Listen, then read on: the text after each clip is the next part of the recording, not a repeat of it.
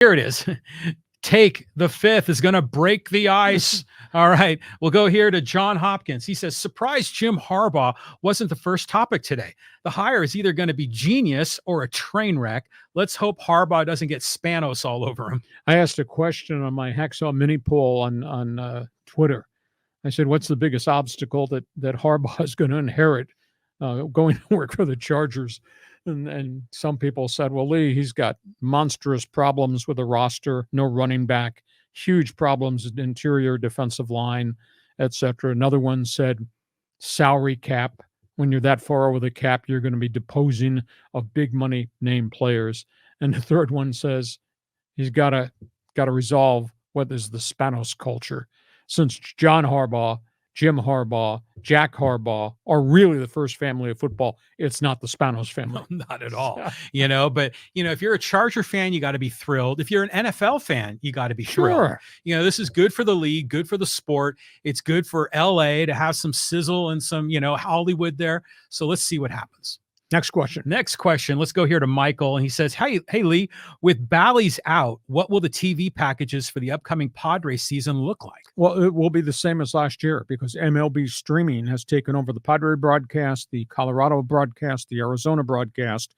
They've not gotten access to the others because Bally and Diamond Sports have gotten a 1-year loan from Amazon. A whole bunch of these other teams will be on Amazon Prime, I guess. Yeah. But the Padres will be back where they were, whatever the system was that you had. If there was a pay system, it will be back there. Programming is going to be streamlined a little bit. There was hardly any pregame show. They're cutting back on the postgame show. They've let Mark Sweeney go. They've let Annie Heilbrunn go. There's some other changes that are coming to the broadcast, but that'll sort itself out by opening day. The bulk of the broadcast team, led by Don Orsillo, Mark Grant, Bob Scanlon, will all be there in place. They're adding another sideline reporter, but for the most part, they've really kind of streamlined in the content. Yeah, I'm anxious for the new season to start. It's going to be great. We have DirecTV Stream, and the MLB channel or the Padres channel is one of the channels on DirecTV Stream. So I'm curious to see if YouTube TV picks it up as well. We're going to find out in a few months. Okay, moving on down the road. Let's go here to Angel. He says Lions will make it a game, but in the end, the 49ers will pull it out in the end, 31-24 49ers. It's pretty tough if all you have in your right hand is a pistol and the other guy's got a bazooka. And that's San Francisco 49er football. But take nothing away from what Detroit has accomplished. They've kind of become America's second team behind the Dallas Cowboys. And I think a lot of people are fascinated to see if they can ratchet this up and pull this off. I guess anything is possible. Hell, I was the voice of when the Chargers went to the Super Bowl in 1995, and there wasn't a person in the world who thought that was possible. And the Chargers beat the Steelers in Pittsburgh in the AFC Championship game, got to go, and that's why you play the game. We'll see what Detroit does in San Francisco. Yeah, I mean, I feel so torn on this because I've always rooted for the Lions, but I'm a childhood Niners fan, so I got to go with the Niners. But yeah, back in the day, in the 90s, when the Chargers went to the Super Bowl, who would have thunk? Because like 5 years or so before, it was Billy Joe Tolliver and Marion Butts and, a lot of these guys that you knew weren't going to take you to the promised land. Billy Joe Overthrow. Billy Joe, that's right. That was your nickname for him. So, good on Detroit. Let's hopefully, maybe some magic happens. Next question. He goes, this is from Boss Split. Hacksaw, Winnipeg is here. Yeah, let me just give you a little background of this. I've developed a working relationship with a whole bunch of Canadian sports radio stations. I do NFL insider reports for them on a weekly basis. And my friends in Winnipeg, who had a big sports talk show and their station went away, like my stations went away, they started podcasts. And they have over 10,000 subscribers. It's absolutely amazing. Good on them. So I've been doing stuff for them every week, an NFL Notebook segment on Friday. And then somehow the question came up between the producers, is there a way we can link Hacksaw's headlines to the back end of Winnipeg Sports Talk? Because they get off at the time we are starting on Mondays and Thursdays. So John cheated. John used baling wire and bubble gum and glue, and we got this thing all interconnected, interfaced. So now we have a Canadian group that's across Canada that is following us, as well as everything we've done here in Southern California. Yeah, I think it's awesome. Welcome, guys. Thanks for joining us. Oh, Canada. Oh, Canada. Okay. And so here's one from Matt. He says, thank goodness he isn't wearing a Leafs hoodie today. Oh, that must be a Winnipeg Jet fan. He's going to be pissed when I show up wearing an Edmonton Oiler one. But I do have a Jet hoodie. Instead of them paying me $100,000 a year, they send me a Jet hoodie as my remuneration for doing the NFL Notebook in Winnipeg. So I promise you I will wear the Winnipeg Jet hoodie. Okay. So here's another comment. Kenny's Waterball. Hacksaw Show just gave WST a shout out back. Our lives are now complete. And as a part of this deal, you have to subscribe to everything we're doing on my YouTube channel, and you have to join my insiders group by going to my website and read my website every day. Okay, but that speech is over. Okay. From Jeff, I bet Hacksaw is loving Harbaugh to Superchargers. I'll tell you what, he was an unbelievable college coach. What he accomplished as a football player was unbelievable. As a quarterback at Michigan. By the way, my Sun Devils beat them in the Rose Bowl. I broadcast that game. Nice. Beat Bo Schembechler. He was not happy. Beat Harbaugh. Harbaugh had a really good career in the NFL, much of it with the Indianapolis Colts. He's a gamer. So this will be fascinating to see how he changes things going forward. Of all the jobs that are open in the NFL, this is probably the best one. Not because the Spanos family owns a franchise, not because they're in LA where nobody cares. He's got Justin Herbert coming in the front door. That's going to be fun to watch. Yeah, finally some credibility with this franchise. Moving on, here's one from Phyllis, and he says, happy to be here from WST. I liked and subscribed to this channel. The only words we use when you describe what we're doing, Phyllis, is bleeping brilliant. Yeah, thanks, Phyllis, for joining us. Here, let's go to Miller Time. He says, Hacksaw, will the Kings buy out PLD? LOL. Boy, they're in trouble. They had just an abysmal home ice loss last night. He's talking about the LA Kings to the Buffalo Sabres. They had a big lead, and they blew it at home. And Todd McClellan's in hot water as head coach, and he had done a good job. He's got some roster guys there that aren't playing real well, and I don't think are working real hard. And there was an incident after the game involving defenseman Drew Doughty in a team meeting. And then he said much the same at the postgame press conference where he stood up and he said, there are people in this room that are only concerned about their own statistics rather than their own team. So suddenly the LA Kings, they got issues. And I'm sure he's referencing Pierre-Luc Dubois. He's referencing Kevin Fiala. They've got some guys who are not earning their $8 million salaries right now. It's a big, big issue because they came out of the gate flying, and all of a sudden they haven't played real well in a month. Unbelievable. I mean, just what a mess. Now, I have a question, just kind of an off one about the Kings. When Steve Ballmer builds this new arena for the Clippers, are the Kings going to move there, or are they going to stay in downtown LA? No, because the Kings are owned by AEG. Mm-hmm. And AEG was part of the group that financed the crypto.com arena. The Staples Center. Whatever it used to be called. Right. Great Western Forum back in the day. So no, the Kings won't be going. That'll be a Clippers entourage operation. Okay, let's go on here to Yin. Says, I want to be a Hacksaw insider. Yin, go to my website, orange box, homepage. Put the information there. You'll start getting mailings as we roll different things out in 2024. Okay. And then from Running Man, I always listen to the podcast of the show. Love the fan forum part. Hey, great. Yeah, we stumbled upon something. If there's ever anything in the fans forum you don't like, blame John. Yeah. John's the one that created the fans forum. Now you know why sometimes John is out in left field with some of his opinions. And I just like getting some of the Winnipeg guys in here. Kenny's water bottle says, a fellow named Hacksaw sponsored by a lumber store. Perfect. That's right. We build it. We do sports talk our way, and it works. All right. Then this is also from Winnipeg Sports Talk. Oilers hoodie sighting. I think that was in the North County Eye Center ad. Yeah, exactly. We do have a lot of different gear. I don't own anything. I told John this. I don't own anything that doesn't have a logo on it. So thank you very much. Okay. And this is from Raul. He says, Pete Rose gets in and then the rest will follow. It's a huge debate. But the reality is every commissioner since Fay Vincent has said absolutely not. I just don't see it. Pete's got to be north of 80 years of age, and I think his health is starting to fail. I just don't think Pete Rose is going to get in because he gambled. I read the Dowd report. I was shocked at the depths of the gambling addiction that I read in the Dowd report. And the 1 year that they did the investigation, they tracked all the bets that Pete Rose had placed. The Reds had opened the season in San Diego. And they played a 3-game series, first weekend of the series. And they stayed stayed in Mission Valley at the Town and Country Hotel. And they have all this electronic surveillance. And Pete Rose placed 24 bets on baseball in 3 days while the Reds were here. And he was placing bets from the manager's office at the stadium. So, I mean, there was a gambling addiction like you can't believe. Now, he may say, I never bet on my team to lose. I always bet on my team to win. But he had insider information about injuries, or he knew what was going on with the Pirates pitching staff, and he placed loads of bets there. So I just don't think Pete Rose will get in. And, you know, this will be another topic for another segment, and we'll do strictly a baseball-only segment. We'll talk about who's in, who's not in the Baseball Hall of Fame, because there would be coast-to-coast dialogue about A-Rod, and then obviously Manny, and then obviously all the other guys from Bonds to Clemens to all the other guys who got caught and named in these different reports.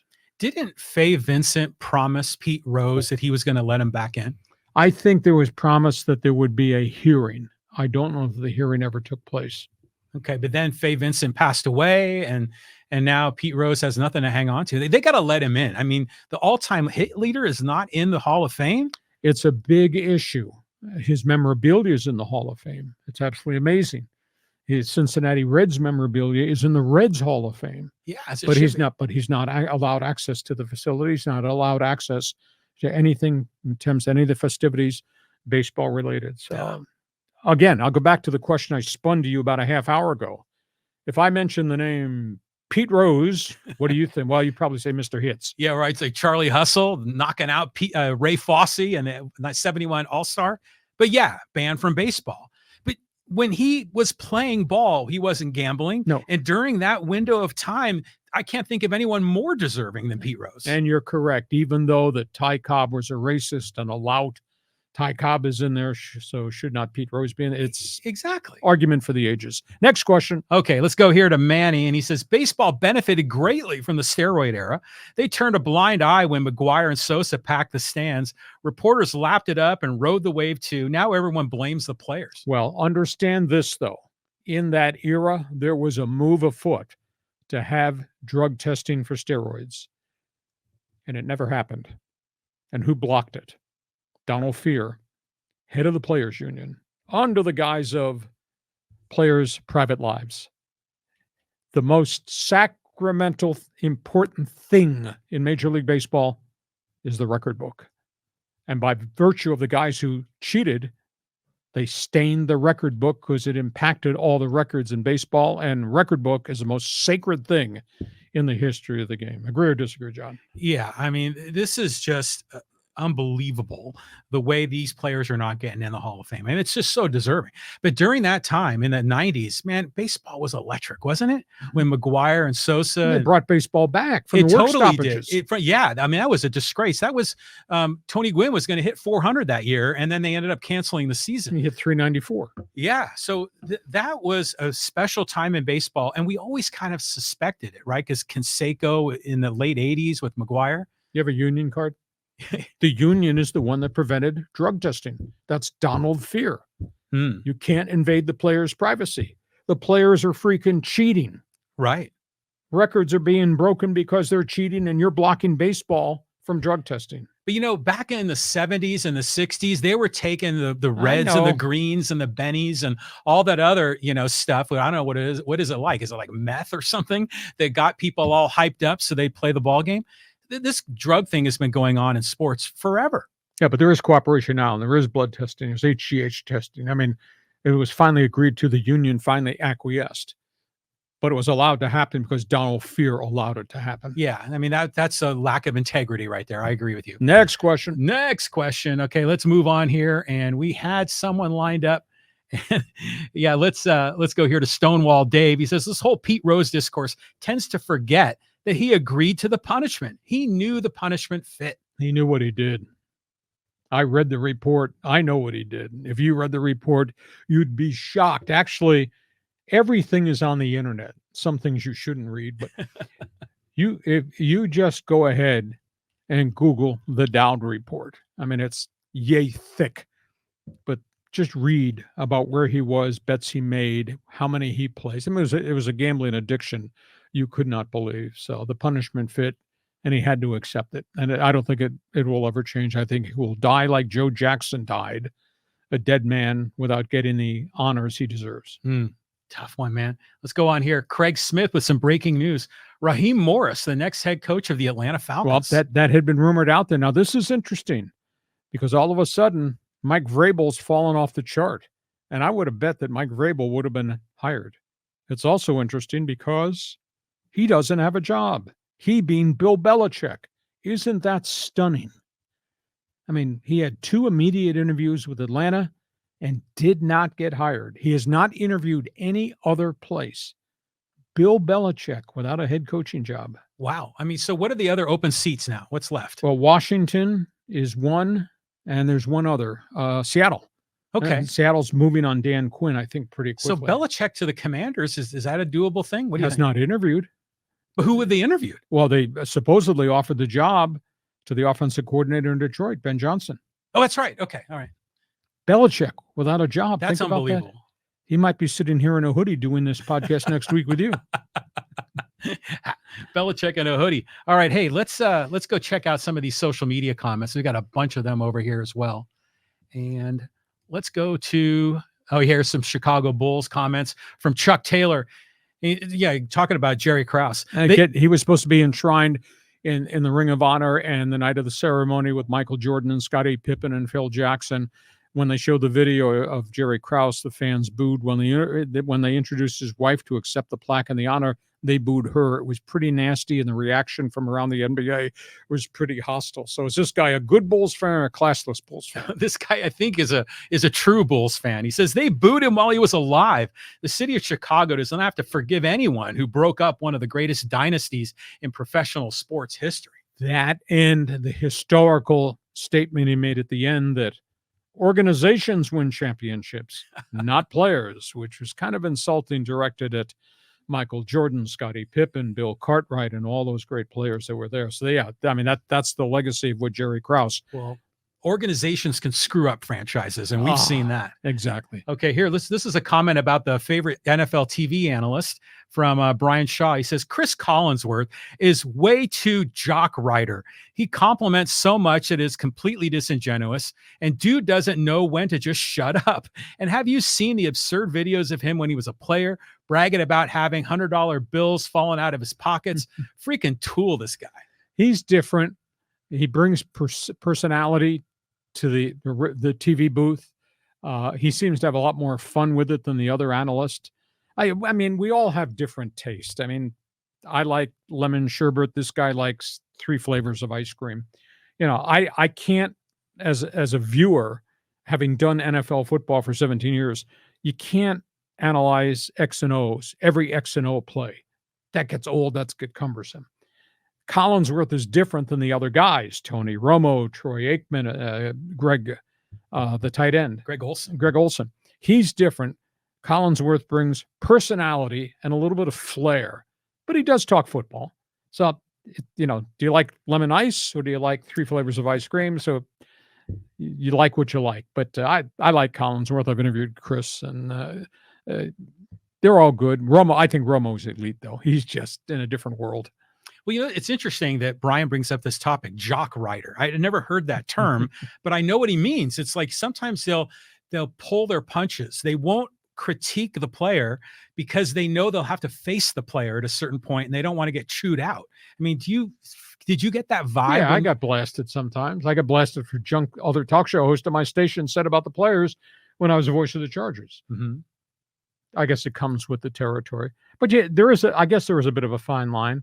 But, you know, if you're Kadarius Toney and you keep dropping passes and then you line up offside that kills a touchdown pass that impacts your ability to be in the playoffs, you deserve to get criticized. And criticism comes with that's a piece of the equation if you're going to make that kind of money and be a pro player. Now, if you get berated every time you're on TV or every game you play, maybe that's a different thing. But when you're screwing up as much as the Kansas City receiver is screwing up, damn right he deserves to get criticized. Well, a lot of these guys have thin skin, I think, because they've always been the guy, the prima donna, wherever they've gone, and now they're getting smacked around and getting critiqued. Yeah, my bounce back was, hey, if you never said thank you for all the positive things I said about you during the course of broadcast, then don't be bitching about the one negative thing I might have said, which, by the way, you deserve to be hammered on. Good call.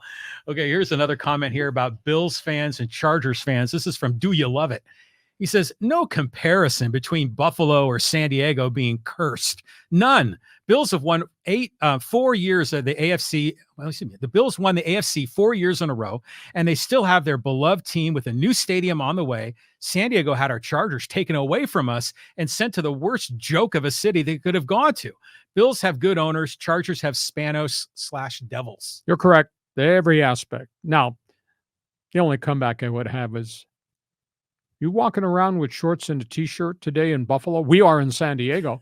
Are you walking around? But I won't pile on the weather in Buffalo. But no, the Bills have had great ownership for a long period of time. And I mean, he's making reference to the Marv Levy era. Oh, Jim yeah. Kelly, what a spectacular organization it was, and the fact that they got there 4 times and never won. The Chargers got there once and got their doors blown off and have been incompetent for the most part since that point in time. But Buffalo is close. They just haven't been able to jump over that line because they can't beat Kansas City anywhere, anytime in the postseason. That doesn't mean they're a bad organization. Doesn't mean McDermott's a bad coach. Doesn't mean that Josh Allen's got flaws. They just haven't been able to do it. It's the way you play the day you play. Mm-hmm. And the day they played Kansas City, Arrowhead, Kansas City, back there at Highmark Stadium, didn't work out. Doesn't mean it's a bad team.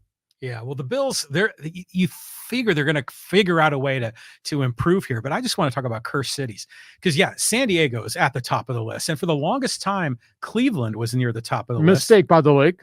Yeah, but at least, they had LeBron and they won a championship. Yes.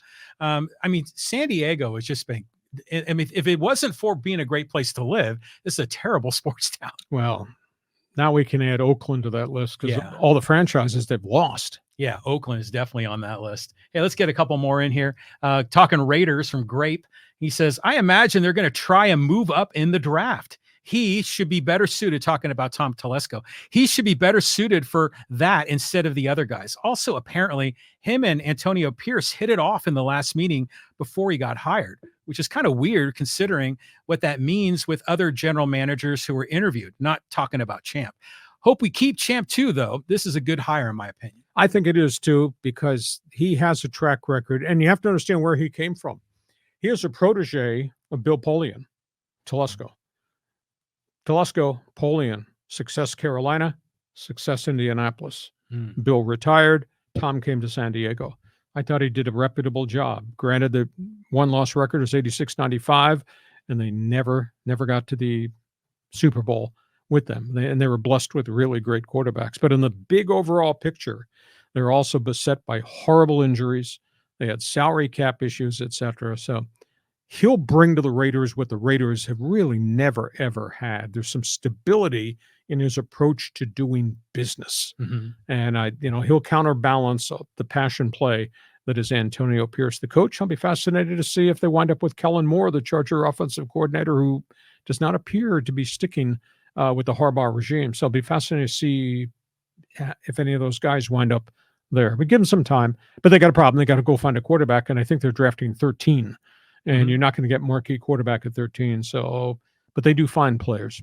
Well, how many times have we heard people say, on paper, the Chargers should win the AFC. They should be a Super Bowl team. So you can't really blame Telesco. He's assembled a roster. They've either gotten hurt or they've underperformed, or the coach goes for it on fourth down in negative territory and, screws it up. I mean, so I don't think it's on Telesco. So I'm happy he landed somewhere. Yeah. Good man. Real good man. Going to the black hole. A good man going to the black hole. I still can't believe that one at all. Yeah, that's crazy. Okay, let's go here. Let's got some UCLA basketball talk from Steve in San Diego, talking about Mick Cronin. He says, he's just telling it like it is, Saw, just like you do. Today's top recruits are sometimes pampered, huge ego, young kids, and he's got a team full of them. Well, it's too early to say that he made a mistake, but he stockpiled that whole thing with Euros. And that culture, that learning curve must really be difficult for those kids. It's a different type of basketball, even though one or two of those kids were, quote, playing in a pro league abroad.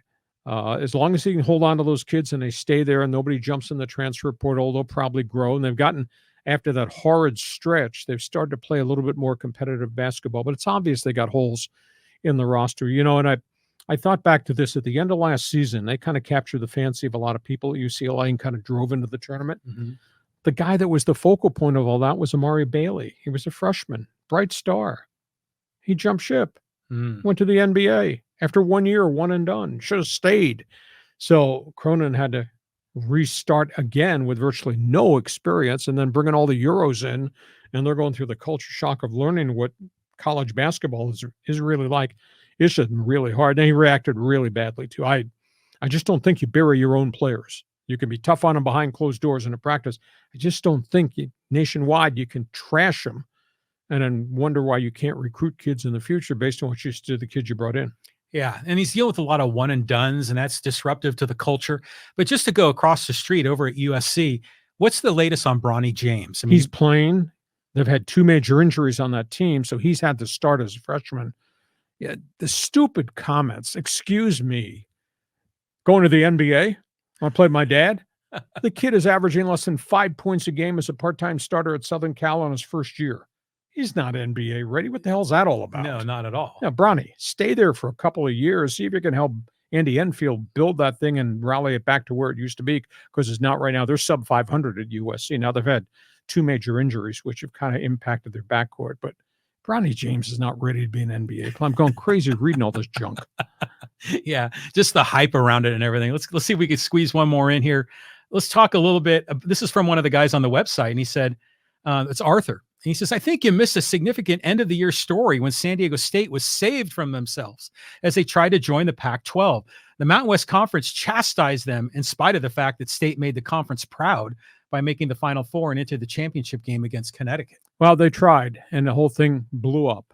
There is a game plan in place after 2025 season in which there could be an amalgamation, there could be a merger, there could be dissolvement of the Mountain West, and everybody could wind up going to the Pac-2, or there'll be a buyout involving the top 6. I think a bunch of these schools are going to wind up going there, but it's not going to be what it used to be. It's not going to be the Pac-8. It's not going to be what the Pac-10 was. It's not obviously not going to be the Pac-12, but this has just been chaotic in college athletics. I feel terrible for the people in Corvallis and in Pullman at Oregon State and Washington State, because their future is so cloudy right now. And I mean, they're swimming upstream financially to try to keep their heads above water till they can find a way to regrow, rebrand the Pac-2 into something different. It'll probably be an 8-team conference at the end of 2025. And some of these schools here probably will wind up there. We've been following this drama all year, and there's been all these different developments, teams going to the Big 10, Big 12, yada, yada. But remember the president of San Diego State, De La Torre, kind of almost assumed that they were going to be going to the Pac-12 and said, see you later to the Mountain West. I mean, what kind of an idiotic comment is that? Well, I thought the whole leadership thing was hugely questionable out of her office, not John David Wicker, but out of her office. But then you've got the unmitigated greed of USC, UCLA, what they did in the dark without telling any of the fellow presidents what was happening. Mhm. There was just a lot of issues. And then the others panicked, and the new commissioner, George Kliakoff, who had promised to bring them gold, instead delivered an empty soap dish, and this is your new TV contract. And then all of a sudden, Oregon and Washington said, no, we're leaving. And then the corner schools, Arizona State, they left too. So it's just been chaotic. I think there'll be law and order within a year at the NCAA level. They're trying really hard to get this deal done with Congress to give the NCAA antitrust exemption, which will allow them to take ownership and control the transfer portal and the NILs. It's going to be very complicated to put all these pieces in place. But I think a year from tonight, when we're doing this podcast, the whole landscape will change. But the damage is done. Conference of Champions has died. And I'm forever offended, because I think the Pac-10, Pac-12 has meant so much for generations upon generations of fans and athletes. It's gone, and I don't think we'll ever revisit it. Even if you bring San Diego State, Boise State, Fresno State, and these other guys, it's just never going to be the same. No, it won't. I mean, we can even go back to the Pac-8. Yes. Before they added the Arizona schools. It's a shame. It's an end of a tradition. But I just hopeful that San Diego State and maybe some other good group of fives get an opportunity to play with the big boys, because they seem to always be kept at arm's distance. Well, if we get some economic sanity, it will allow the Boise's and the Aztecs and the others to play at that next level if it's economic sanity. Right now, we don't have that at all. Hey, listen.